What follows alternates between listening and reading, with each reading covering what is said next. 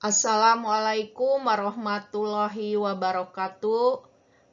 Apa kabar anak-anak sekalian? Semoga harimu indah. Hari ini pertemuan kedua untuk tag yang ketiga, yaitu ceramah. Anak-anak perlu diketahui bahwa tujuan ceramah itu ada mendorong, meyakinkan, berbuat atau bertindak, memberitahukan, dan menyenangkan. Sedangkan tujuan khususnya yang diharapkan untuk dimengerti, dikerjakan, dirasakan, diyakini, dan disenangi pendengar. Fungsi ceramah yaitu menyampaikan informasi ilmu pengetahuan atau pemahaman kepada pendengar. Kedua, mendidik. Ketiga, mempengaruhi pendengar. 4, mungkin juga menghibur. Kemudian yang kelima, propaganda. Dan keenam, menyambung lidah orang lain. Pada materi ini kita akan menganalisis struktur teks ceramah. Pertama, kita akan memahami terlebih dahulu unsur-unsur dalam ceramah. Kemudian selanjutnya kita akan memahami struktur teks ceramah. Unsur-unsur teks ceramah ada penceramah itu sendiri atau orang yang menyampaikan ceramah. Kemudian ada pendengarnya atau audiens. Ceramah ini harus didengar ya. Kalau tidak didengar berarti ngomong sendiri.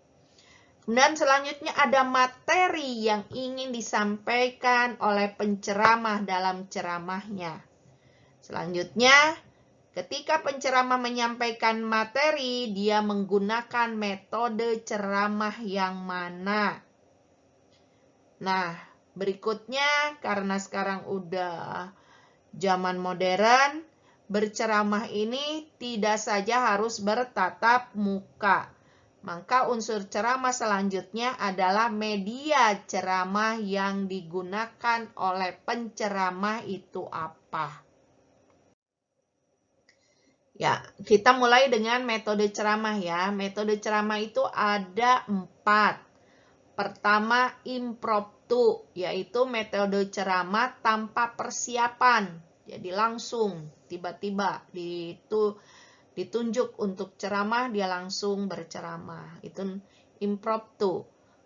Kemudian ada metode menghafal, yakni dilakukan dengan persiapan, kemudian dihafal tuh teks ceramahnya. Ketiga, ada membaca naskah, yaitu melakukan ceramah dengan naskah yang lengkap. Jadi materi ceramah ditulis dengan lengkap, kemudian dibaca saja.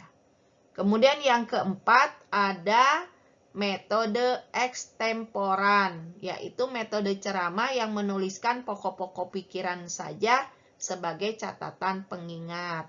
Dia catatan kecil saja gitu. Yang pertama harus bicara apa, kedua apa, ketiga, dan selanjutnya. Nah, media yang disampaikan dalam ceramah untuk saat ini ada boleh di ruang kelas atau ruang tertentu yang sudah disiapkan. Kemudian sekarang tuh ceramah bisa di televisi, di radio, internet, mungkin seperti di YouTube, IG, dan medsos lainnya. Nah, sedangkan struktur ceramah itu hanya ada 3. Pertama, pembuka, kedua, isi, ini pengantar materi dan materi inti ya di dalam isi ini. Kemudian penutup.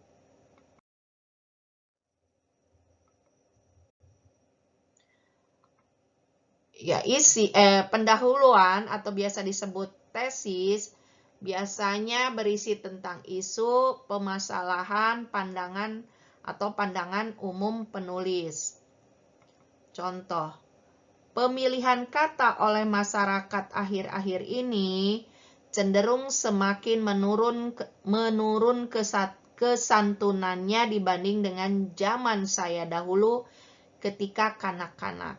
Hal tersebut tampak pada ungkapan-ungkapan banyak kalangan dalam menyatakan pendapat dan perasaan-perasaannya, seperti ketika berdemonstrasi ataupun rapat-rapat umum. Kata-kata mereka kasar atau sarkastis menyerang, dan tentu saja hal ini sangat menggores hati yang menerimanya. Ini adalah permasalahan atau isu yang akan dibicarakan nanti dalam ceramah ya. Ini baru berisi isu permasalahan yang sedang tren saat ini dan di dalamnya ada pandangan umum penulis. Kemudian isi atau rangkaian argumen. Nah, dari isu tersebut dijelaskan pada isi yaitu dengan pendapat-pendapat dan fakta. Contoh, fenomena tersebut menunjukkan adanya penurunan standar moral, agama, dan tata nilai yang berlaku dalam masyarakat itu. Ketidaksantunan berkait pula dengan rendahnya penghayatan masyarakat terhadap budayanya. Sebab kesantunan berbahasa itu tidak hanya berkaitan dengan ketepatan dalam pemilihan kata ataupun kalimat. Kesantunan itu berkaitan pula dengan adat pergaulan yang berlaku dalam masyarakat itu.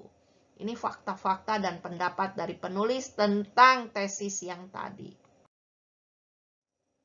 Pendapat-pendapat itu boleh banyak ya, tidak harus satu paragraf, itu hanya contoh saja.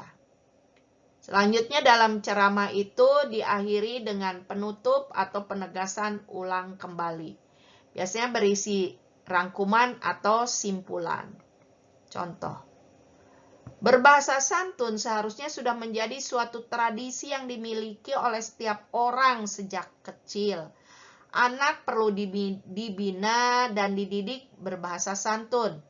Apabila dibiarkan, tidak mustahil rasa kesantunan itu akan hilang sehingga anak itu kemudian menjadi orang yang arogan, kasar, dan kering dari nilai-nilai etika dan agama.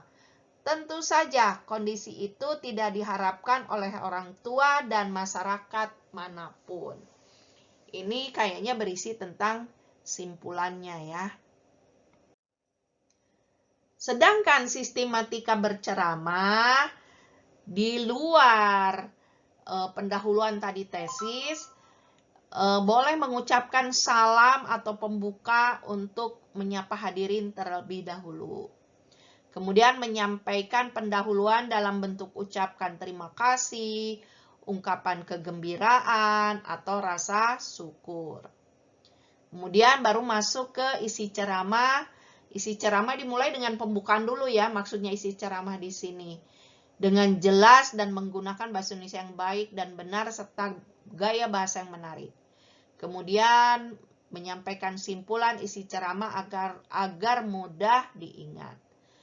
Yang kelima, menyampaikan harapan yang berisi anjuran, ajakan kepada pendengar. Untuk ceramah ini sifatnya tentatif, boleh ada, boleh tidak. Kemudian terakhir menyampaikan salam penutup. Nah, struktur isi ceramah yang tadi itu berada di nomor 3 dan 4. 1, 2, 5, dan 6 ini adalah merupakan sistematika berceramah. Di dalamnya ada sopan santunnya mungkin ketika berceramah, tidak langsung begitu ya. Nah, pendekatan isi ceramah, ada pendekatan intelektual jika pendengarnya berpendidikan cukup. Pendekatan moral bagi pendengar yang orang-orang aktif di bidang moral, lingkungan keagamaan, dan kemanusiaan. Kemudian ada pendekatan emosional jika pendengar memiliki pendidikan yang tidak tinggi. Ya, di dalam LKPD Anda yang kedua, bacalah teks ceramah di atas berjudul Pentingnya Kebersihan Sekolah Menuju Sekolah Adiwiyata Mendukung Program Bupati untuk Menciptakan Kota Adipura. Pertanyaannya, jelaskan bagian-bagian yang merupakan pendahuluan, isi, dan penutup. Gunakan tabel berikut untuk menjawabnya. Anak-anak, masuklah ke tahap refleksi. Pertanyaan pertama, ada berapakah metode berceramah? Sebutkan. Struktur teks ceramah adalah anak-anak dari 1 sampai 10, berapa angka pemahamanmu mengenai materi pada hari ini? Dan selanjutnya, mari kita ekspresikan perasaan kalian setelah mempelajari materi ceramah. Apakah senang sekali dengan 2 jempol, senang 1 jempol, dan kurang senang dengan wajah yang sedih? Sekian dan terima kasih.